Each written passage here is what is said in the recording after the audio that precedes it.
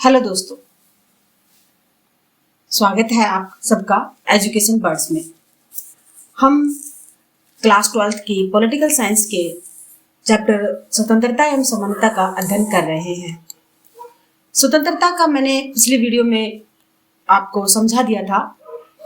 उसमें अगर तुमने नहीं देखी है वह तो डिस्क्रिप्शन में उसका मैं लिंक दे दूंगी, तो आप उसको वहां देख सकते हैं।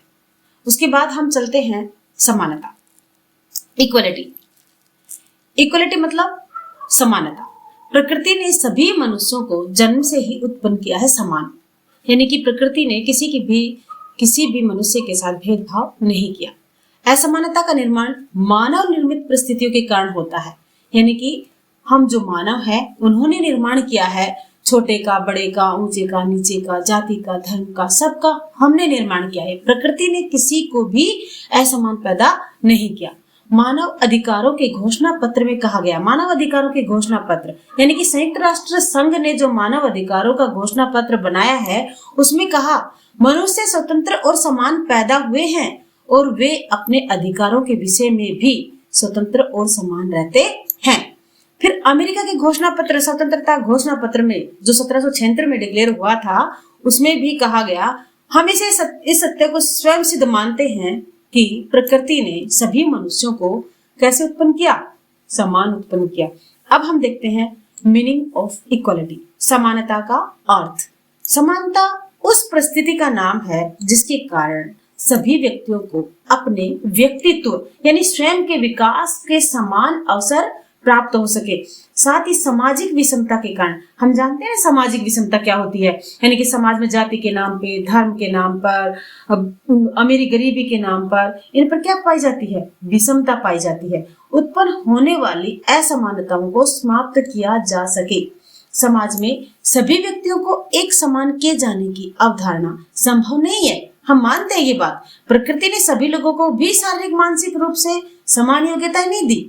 लास्की के अनुसार, अंडरलाइन करना इसको, लास्की के अनुसार समानता का अर्थ यह नहीं है कि प्रत्येक व्यक्ति के साथ एक जैसा व्यवहार किया जाए या प्रत्येक व्यक्ति को समान वेतन दिया जाए, ऐसा नहीं है। यदि एक मजदूर का वेतन प्रसिद्ध वैज्ञानिक के या गणितज्ञ के बराबर दिया जाए तो इससे समाज का उद्देश्य ही नष्ट हो जाएगा। यानी कि लास्की का कहने का मतलब क्या है कि योग्यता के अनुसार उसको उसका अधिकार मिलना चाहिए। लास्की योग्यता के अनुसार वर्णन करना चाहता है कि समानता कैसी होनी चाहिए। अगर समान योग्यता वाले व्यक्ति हैं तो उनके बीच में कोई भेदभाव नहीं किया जाना चाहिए। वो समानता का ये अर्थ मानते हैं, क्योंकि प्रकृति ने सभी को समान बुद्धि दी है क्या? अगर समान बुद्धि नहीं दी तो समान अधिकार कैसे मिलेंगे? इसीलिए सभी को उसकी योग्यता के अनुसार उसको अधिकार उसका मिलना चाहिए। ये है लास्की का मानना। हम देखते हैं अब समानता के आधारभूत तत्व यानी कि बेसिक एलिमेंट्स ऑफ इक्वालिटी, यानी समानता के आधारभूत तत्व क्या हैं, कैसे हो सकती है समानता? समान व्यवहार ही समानता है समान लोगों के साथ, यानी कि समान योग्यता वालों के साथ समान व्यवहार किया जाना चाहिए। सभी लोगों को विकास के अवसर भी कैसे मिलने चाहिए, समान, यानी कि जैसे हमें अभी अधिकार मिला हुआ है किसका, शिक्षा का अधिकार, हमें समान शिक्षा का अधिकार मिला हुआ है। इससे शिक्षा को कोई ग्रहण करके कोई तो आईएएस अफसर बन जाता है और कोई मजदूर ही रह जाता है, लेकिन हमें अधिकार तो है ना एजुकेशन का। समाज एवं राज्य सभी लोगों के साथ समान आचरण एवं व्यवहार भी करे। मानवीय गरिमा तथा अधिकारों को समान संरक्षण भी प्राप्त होना चाहिए। समाज में किसी व्यक्ति के साथ जाति, धर्म, भाषा, वर्ग, वर्ण, लिंग, निवास स्थान, संपत्ति, राष्ट्रीयता के आधार पर भेदभाव नहीं होना चाहिए। प्रत्येक व्यक्ति को समाज में समान महत्व दिया जाए। इसको फटाफट रीड करें एक बार, समानता के आधारभूत तत्व। इसके बाद देखते हैं हम समानता के प्रकार यानी कि काइंड ऑफ इक्वालिटी। हम देखते हैं कितने प्रकार की समानता होती है। सबसे पहले देखो नागरिक समानता, सिविल इक्वालिटी। नागरिक किसे कहेंगे हम? किसी देश का वह व्यक्ति जो उस देश की राजनीति में हिस्सा लेता हो, शासन में भागीदारी निभाता हो, मतदान करता हो और दूसरे कार्य करता हो, वो क्या कहलाएगा? उस देश का नागरिक कहलाएगा। और नागरिक के रूप में उस देश के उसको अधिकार प्राप्त हो, उसके कर्तव्यों का वह निर्वहन करता हो, उसे हम क्या कहेंगे? नागरिक कहेंगे। जिस प्रकार भारत में हम किसके नागरिक हैं? भारत के, न कि किसी स्टेट के। भारत में कैसी नागरिकता है? एकहरी नागरिकता है। राज्य के सभी नागरिकों को नागरिक अधिकार प्राप्त हो तथा राज्य अपने नागरिकों के साथ किसी तरह का भी भेदभाव नहीं करे। विधि के शासन की स्थापना द्वारा नागरिक समानता को स्थापित किया जा सकता है। हमारे देश के संविधान में जो हमें मौलिक अधिकार दिए गए, कितने दिए गए मौलिक अधिकार? मूल अधिकार हमारे मूलतः संविधान में तो 7 थे, लेकिन वर्तमान में कितने मूल अधिकार हैं हमारे पास? 6 मूल अधिकार है। उनके अंतर्गत जो हमारा अनुच्छेद 14 का है, उसमें सभी नागरिकों को विधि के समक्ष समानता का तथा विधि का समान संरक्षण का अधिकार दिया गया है। हमारा अनुच्छेद 14 में क्या? समानता का अधिकार है ना। इसी प्रकार अगला अधिकार हमारा है समानता है, राजनीतिक समानता, पॉलिटिकल इक्वलिटी। राज्य के सभी नागरिकों को बिना किसी भेदभाव के राज्य के कार्यों में भाग लेने की समानता। वयस्क मताधिकार। वयस्क नागरिक क्या होते हैं बताइए? वयस्क नागरिक वह नागरिक होता है जो एक निश्चित आयु पूरी करने के बाद वोट डालने का अधिकारी हो जाता है। इसको हम वयस्क नागरिक कहेंगे। अन्य योग्यताएं पूर्ण करते हो को समान रूप से मताधिकार, निर्वाचन हेतु अभ्यर्थना देने, सार्वजनिक पदों को प्राप्त करने का अधिकार हो, उसे हम राजनीतिक समानता प्रजातंत्र की आधारशिला मानते हैं। जब तक राजनीतिक समानता नहीं होगी तब तक प्रजातंत्र स्थापित नहीं हो सकता।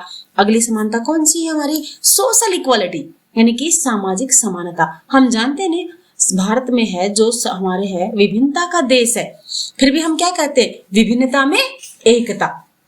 सामाजिक समानता क्यों जरूरी है? क्योंकि हमने इतिहास से देखा है कि समाज में बहुत विभिन्नता पाई गई है, धर्म के नाम पे, जाति के नाम पे और दूसरी चीजों पे। तो उसको क्या? सामाजिक समानता व्यक्ति को मिलनी चाहिए। इससे सामाजिक न्याय की अवधारणा परिपक्व होगी। अगली है हमारी नेचुरल इक्वलिटी, यानी कि प्राकृतिक समानता। प्रकृति ने तो सभी मनुष्यों को समान पैदा किया है, सभी जानते हैं ये बात, और उनमें एक जैसा शरीर, एक बुद्धि दी है। कालांतर में उनके जो अंतर दिखता है वह कौन सा? सामाजिक परिस्थितियों की भिन्नता का परिणाम है। यानी कि किसी बच्चे को क्या है ना, वाटसन ने कहा है, वाटसन की कोटेशन शायद तुमने नहीं सुनी होगी, मैं तुम्हें बताती हूँ। वाटसन एक मनोवैज्ञानिक थे। उन्होंने कहा था कि मुझे कोई बच्चा दे दो और आप जैसा चाहोगे मैं उसको बना दूंगा। आप कहोगे डॉक्टर बना दो, मैं उसे डॉक्टर बना दूंगा। आप कहोगे उसे IAS ऑफिसर बना दो, मैं उसको ऑफिसर बना दूंगा। और आप कहोगे कि उसको मैं एक डाकू बना दूं, तो मैं उसको डाकू भी बना सकता हूँ, ये कहा है। तो इसका मतलब क्या हुआ कि हम जब प्रकृति से समाज में आते हैं तो हम में बदलाव कहाँ आता है? समाज में, न कि प्रकृति से। अगली समानता है हमारी स्वतंत्रता एवं समानता परस्पर विरोधी। अगला पॉइंट जो हमारा है इसका हम देखते हैं।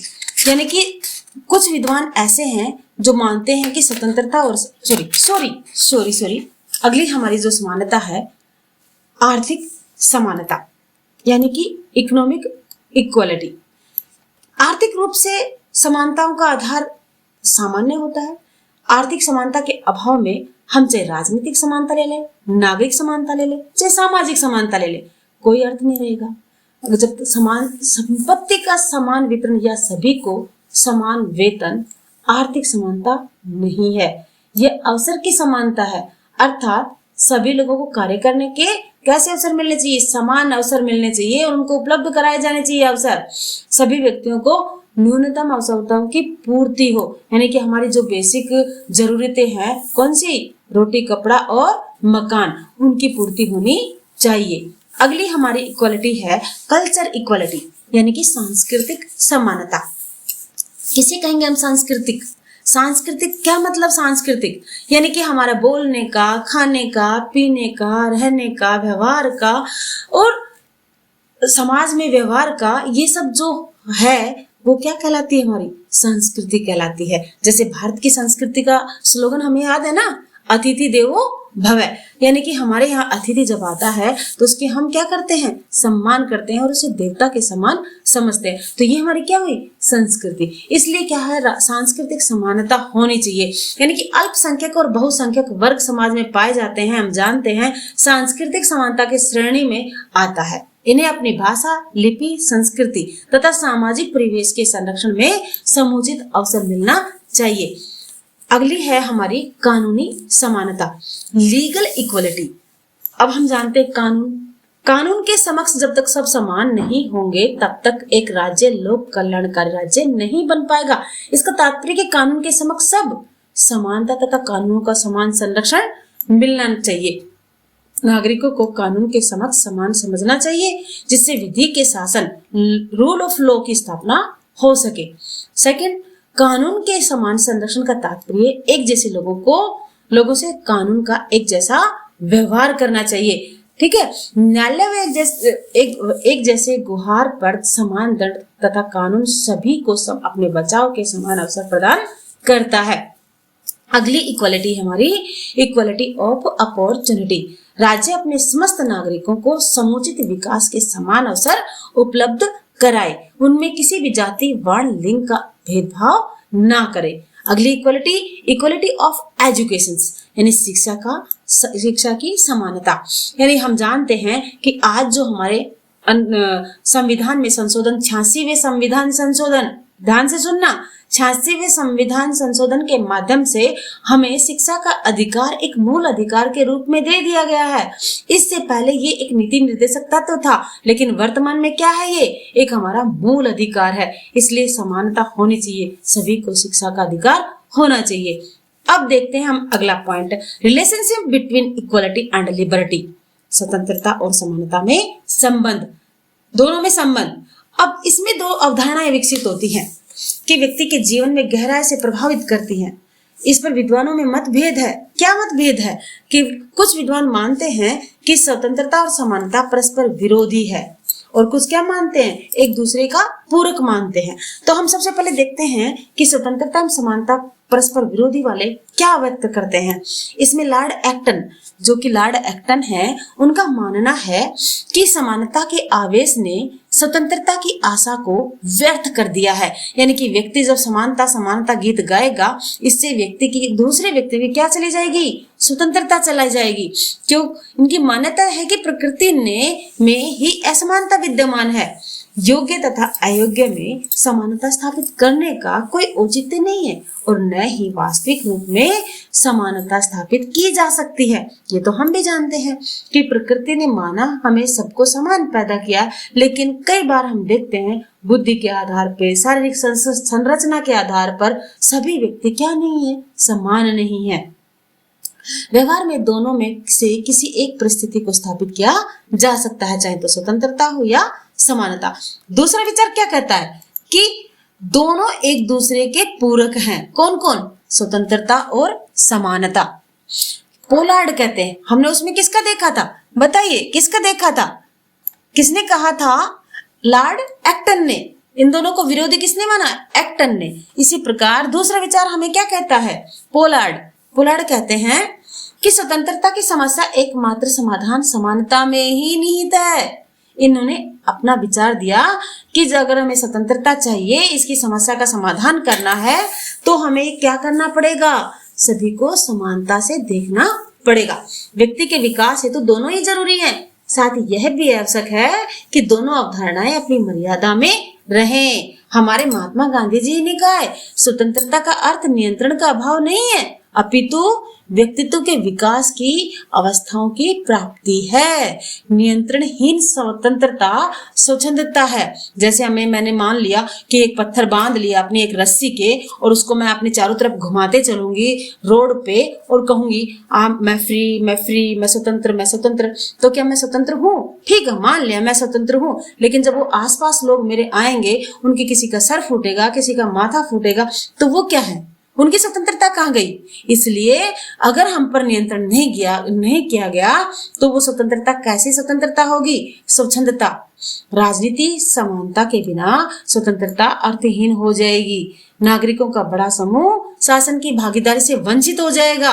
नागरिक समानता के अभाव में स्वतंत्रता का उपभोग करने का अवसर ही नहीं मिल पाएगा उसको। दूसरी ओर सामाजिक समानता के अभाव में स्वतंत्रता कुछ लोगों का विशेष अधिकार बन के रह जाएगी। इसलिए हर्बर्ट डीन का यह मत दोनों के संबंध को स्पष्ट करता है। हर्बर्ट डीन, अंडरलाइन करना इसको और याद भी रखना है इसे। स्वतंत्रता में समानता निहित है। स्वतंत्रता तथा समानता में परस्पर कोई द्वंद्व नहीं है, कोई झगड़ा नहीं है और न ही एक दूसरे से अलग हैं, वरन एक ही आदर्श के दो तथ्य हैं। अब फटाफट हमें महत्वपूर्ण बिंदु देखने हैं, जितनी जल्दी हो सके उतनी जल्दी। स्वतंत्रता शब्द अंग्रेजी के किस शब्द से? लैटिन शब्द से निकला है। हिंदी रूपांतरण इसका बंधनों का अभाव। भारतीय स्वाधीनता संग्राम के कौन? बाल गंगाधर तिलक। क्या कहा उन्होंने? स्वतंत्रता मेरा जन्मसिद्ध अधिकार है और मैं इसे लेकर रहूंगा। स्वतंत्रता के दो विचार कौन कौन से? बंधनों का अभाव और युक्त बंधनों का होना। प्रकृति ने सभी मनुष्यों को कैसा स्वतंत्र एवं यथा योग्य समान पैदा किया है। राजनीतिक स्वतंत्रता लोकतंत्र की क्या है बताइए? आत्मा। आर्थिक स्वतंत्रता के बिना अन्य स्वतंत्रताएं कैसी हैं? निरर्थक। राष्ट्रीय स्वतंत्रता संप्रभुता का ही क्या नाम है? दूसरा। राज्य की संप्रभुता व्यक्ति की स्वतंत्रता पर बंधन आरोपित नहीं करती। वस्तुतः मनुष्य राज्य में रहकर ही वास्तविक स्वतंत्रता का उपभोग करता है। आर्थिक असमानता, न्यायपालिका पर नियंत्रण, शिक्षा का भाव, विधि के शासन का भाव, आतंकवाद स्वतंत्रता के मार्ग की बाधाएं हैं। स्वतंत्रता समानता एक दूसरे के पूरक हैं। समानता के विविध रूप बताइए कौन कौन सी? नागरिक, राजनीतिक, सामाजिक, प्राकृतिक, आर्थिक, सांस्कृतिक, कानूनी। अवसर की शिक्षा समानता। समानता के आंगन में किसका पौधा पनपता है? स्वतंत्रता का पौधा पनपता है। ठीक है, अब ये तुम निबंधात्मक और लघुतरात्मक और वस्तुनिष्ठ प्रश्न तो तुम याद कर ही लोगे। इसके अलावा जितने भी इंपॉर्टेंट क्वेश्चन होंगे मैं आगे की वीडियो में बना दूंगी और तुम्हें भेज दूंगी। अगर तुम्हें इनमें कोई समझ में नहीं आ रहा है, कोई टॉपिक तुम्हारे दिमाग से क्लियर नहीं हुआ है, तो तुम मुझे इसके लिए कमेंट्स में डाल सकते हो। मैं तुम्हें इसे दोबारा से समझाने का प्रयत्न करूंगी। धन्यवाद।